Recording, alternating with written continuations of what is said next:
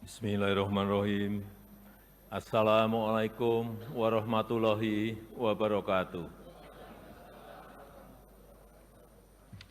Selamat siang, salam sejahtera bagi kita semuanya. Shalom, Om Swastiastu, Namo Buddhaya, salam kebajikan. Yang saya hormati Wakil Presiden Republik Indonesia, Bapak Profesor Dr. Kiai Haji Ma'ruf Amin. Yang saya hormati Ibu Dr. Puan Maharani, Ketua DPR RI, beserta para pimpinan dan anggota Dewan Perwakilan Rakyat Republik Indonesia. Yang saya hormati Bapak Dr. Bambang Susatyo, Ketua MPR RI, beserta seluruh pimpinan dan anggota MPR RI yang saya hormati. Yang saya hormati Bapak Lanyala Mataliti, Ketua DPR RI, Ketua DPD RI, beserta para pimpinan dan anggota Dewan Perwakilan Daerah Republik Indonesia. Yang saya hormati pimpinan dan anggota lembaga-lembaga negara. Yang saya hormati Bapak Jenderal TNI Purnawirawan Prabowo Subianto, Presiden terpilih Republik Indonesia. Yang saya hormati para Menteri Kabinet Indonesia Maju, Jaksa Agung, Panglima TNI, Kapolri, dan Kepala Lembaga Pemerintahan, Bapak, Ibu, saudara-saudara sebangsa setanah air, para hadirin yang saya muliakan. Kita patut bersyukur sebagai bangsa yang tangguh, Indonesia mampu menghadapi tantangan yang sangat berat selama 10 tahun terakhir. Mulai dari pandemi COVID-19, gejolak politik global, perang dagang, dan berbagai ancaman krisis, serta perubahan iklim yang menimbulkan banyak bencana. Alhamdulillah, walau diterpa banyak tantangan dan ketidakpastian, kondisi politik dan ekonomi kita tetap stabil, bahkan mampu tumbuh secara berkelanjutan. Pertumbuhan ekonomi Indonesia selalu terjaga di kisaran 5%, lebih tinggi dibandingkan rata-rata pertumbuhan global yang sebesar 3,4%. Penambahan tenaga kerja baru sebanyak 21,3 juta pada periode 2015 hingga 2024. Rasio utang kita juga menjadi salah satu yang paling rendah di antara kelompok negara-negara G20 dan ASEAN. Di sisi lain, nilai ekspor Indonesia naik lebih dari 70%, mencapai 250 miliar US dollar di tahun 2023. Neraca transaksi berjalan secara bertahap terus menguat dan neraca dagang selalu mencatat surplus selama 51 bulan terakhir ini. Indikator kesejahteraan masyarakat juga meningkat signifikan.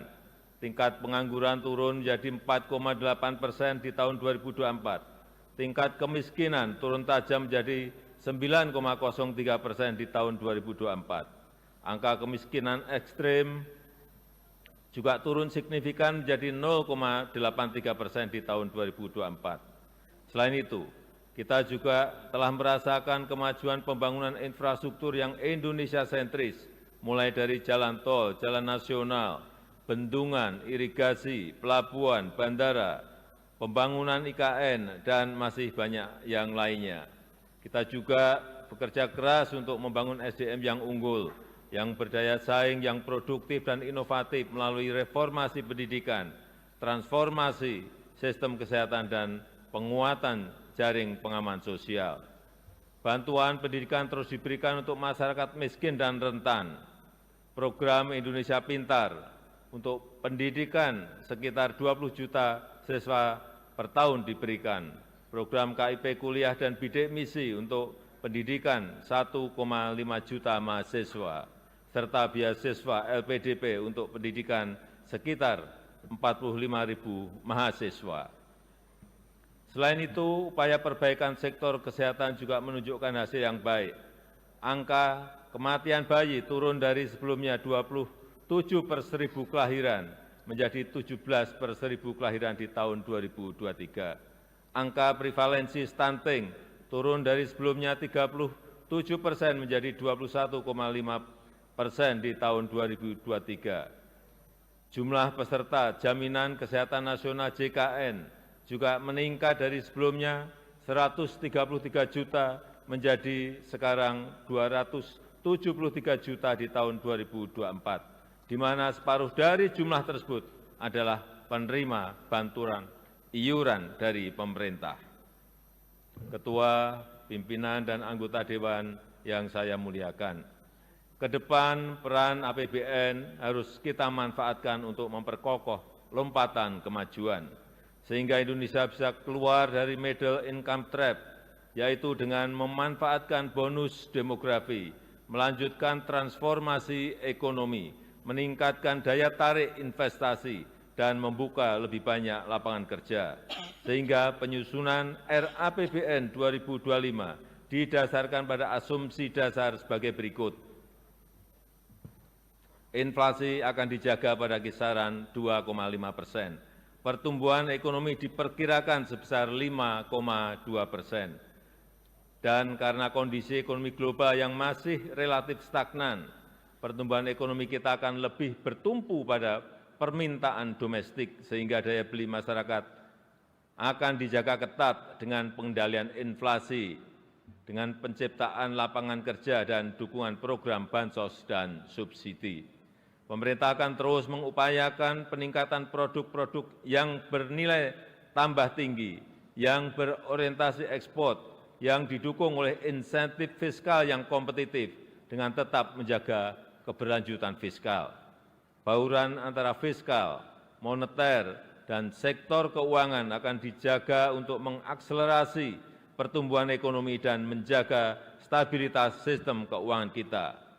Nilai tukar rupiah diperkirakan akan berada di sekitar 16.100 rupiah per dolar Amerika Serikat.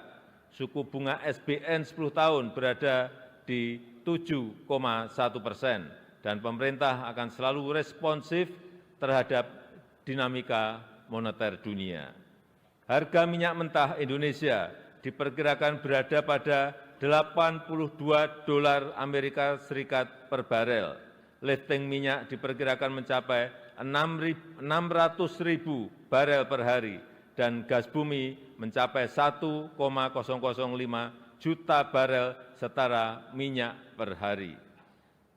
Ketua, pimpinan, dan anggota Dewan yang saya muliakan, arsitektur APBN 2025 adalah pilar penting untuk menjaga keberlanjutan melalui penguatan berbagai program unggulan yang berkesinambungan dari pemerintah sekarang ke pemerintah yang akan datang. APBN 2025 dirancang untuk menjaga stabilitas, inklusivitas, dan keberlanjutan untuk meningkatkan kesejahteraan dan pemerataan melalui pertumbuhan ekonomi yang inklusif dan berkelanjutan.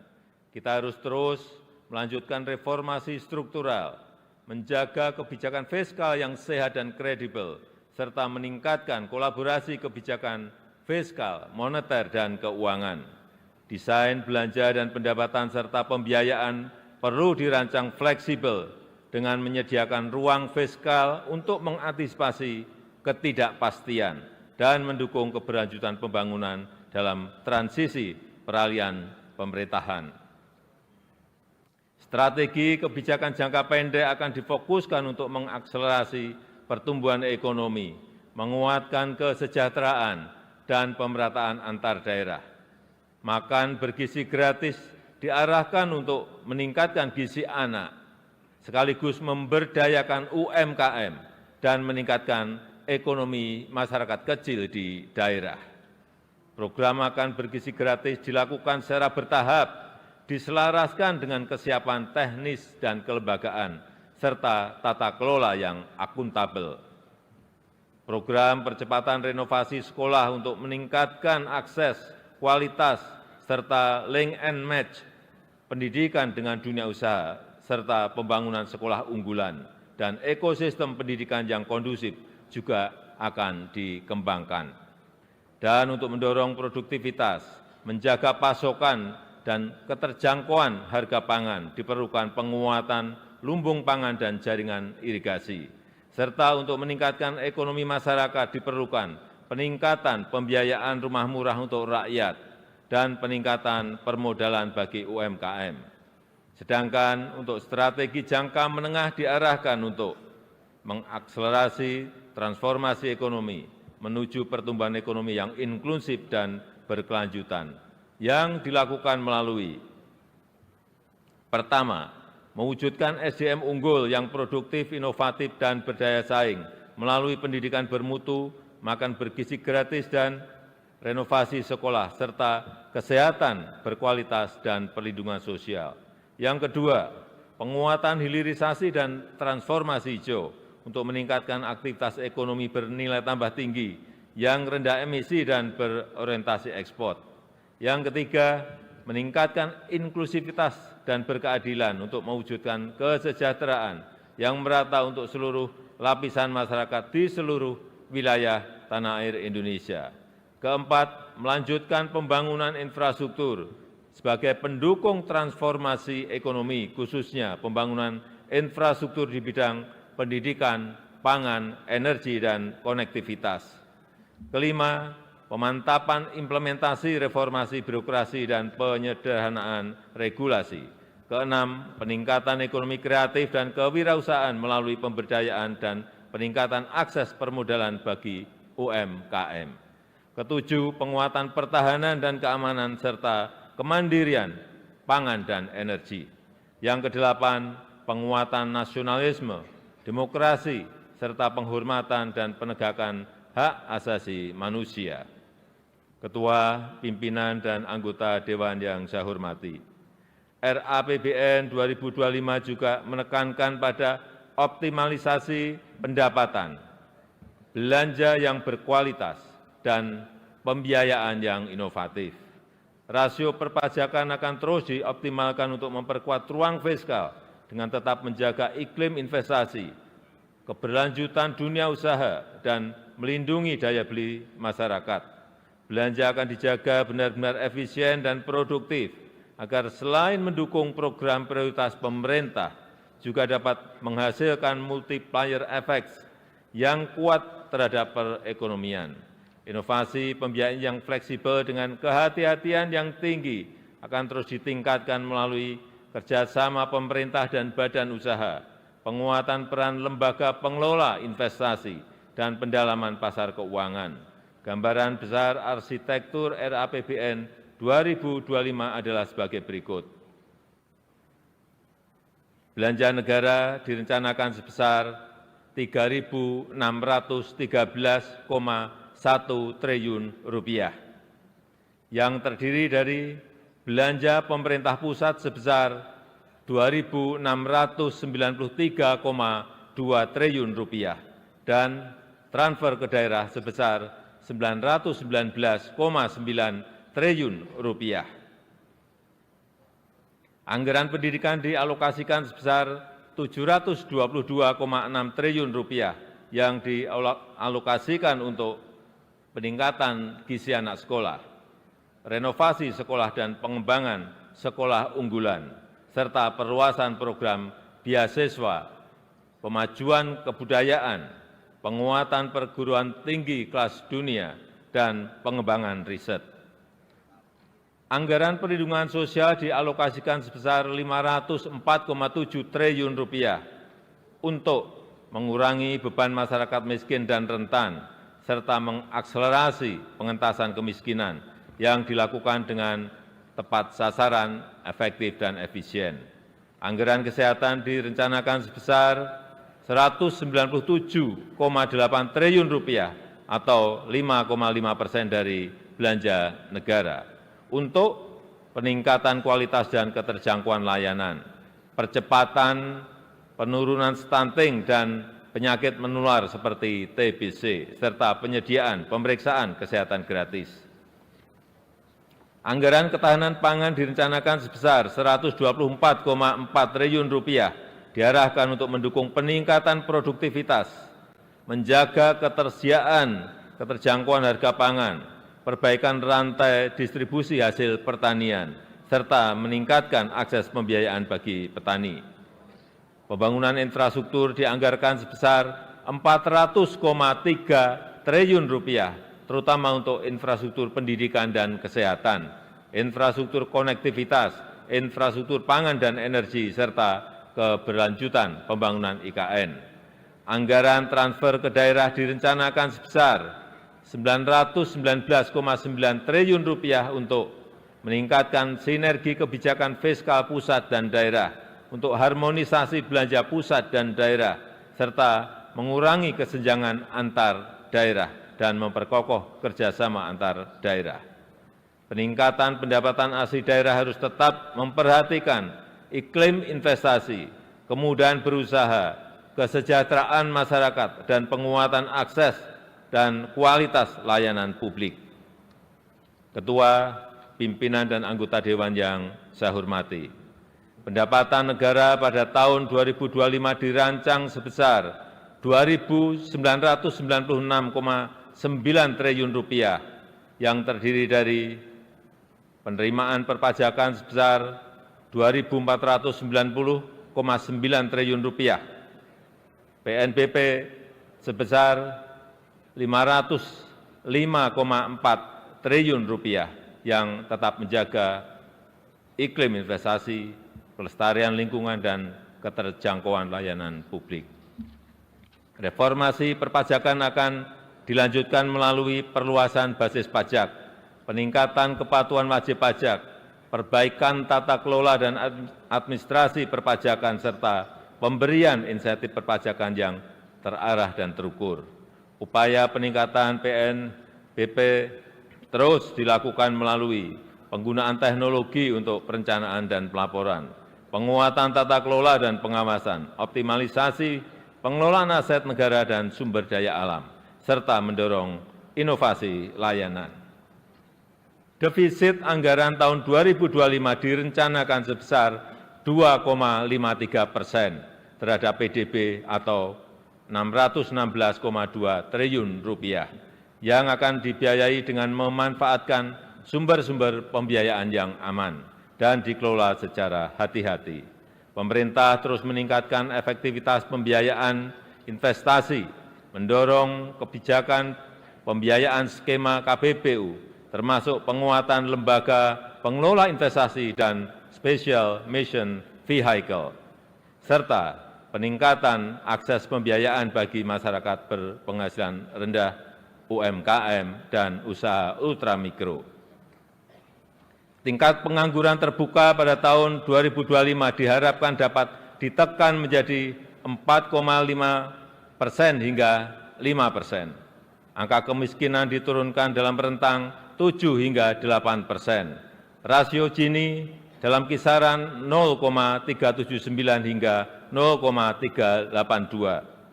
Indeks modal manusia pada level 0,56. Nilai tukar petani ditingkatkan di kisaran 115 hingga 120. Nilai tukar nelayan dijaga di kisaran 105 hingga 108. Ketua, pimpinan, dan anggota Dewan yang saya muliakan, demikian keterangan pemerintah atas rancangan undang-undang tentang anggaran pendapatan dan belanja negara tahun anggaran 2025 beserta nota keuangannya. Besar harapan kami pembahasan RAPBN 2025 dapat dilakukan secara konstruktif demi mewujudkan Indonesia maju, adil, dan makmur sesuai visi Indonesia Emas 2045. Semoga Allah Subhanahu wa Ta'ala senantiasa memberikan rahmat dan ridho-Nya bagi kita semuanya dalam melaksanakan tugas dan amanah untuk mensejahterakan rakyat dan kemajuan Indonesia. Dirgahayu Indonesia, Dirgahayu Negeri Pancasila, Merdeka! Terima kasih. Wassalamualaikum warahmatullahi wabarakatuh. Om Santi Santi Santi Om. Namo Buddhaya.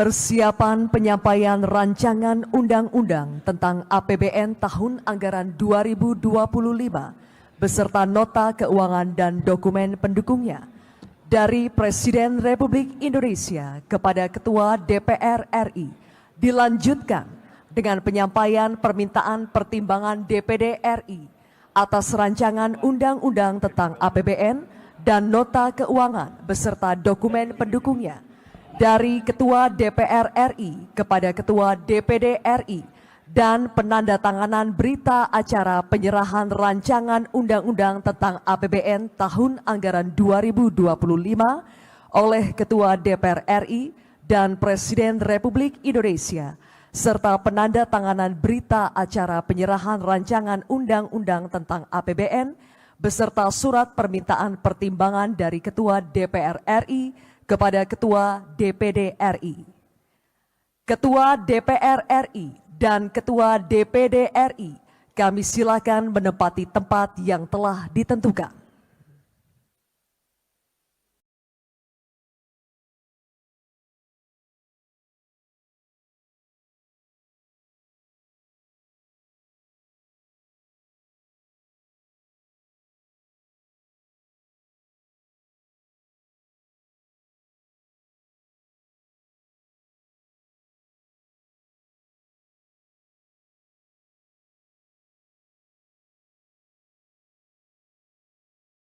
Mohon berkenan Presiden Republik Indonesia untuk menuju tempat yang telah ditentukan.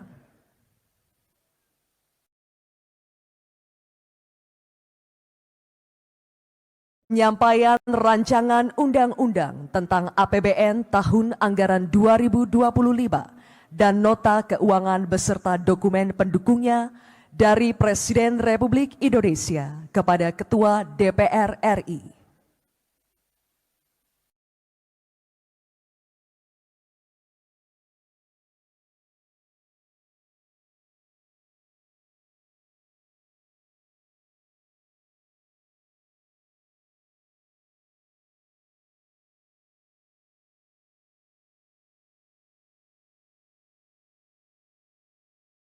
Penyampaian permintaan pertimbangan DPD RI atas rancangan undang-undang tentang APBN tahun anggaran 2025 dan nota keuangan beserta dokumen pendukungnya dari Ketua DPR RI kepada Ketua DPD RI.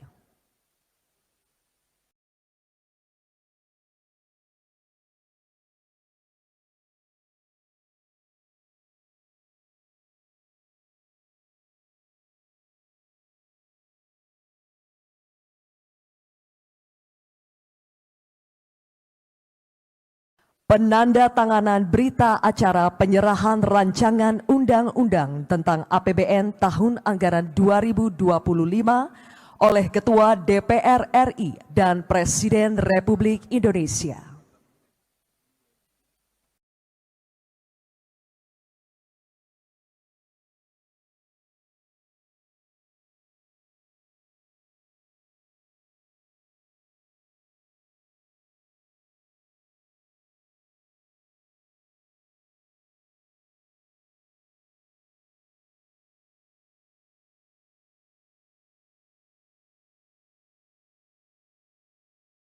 Penandatanganan selanjutnya yaitu berita acara penyerahan rancangan undang-undang tentang APBN beserta surat permintaan pertimbangan dari Ketua DPR RI kepada Ketua DPD RI.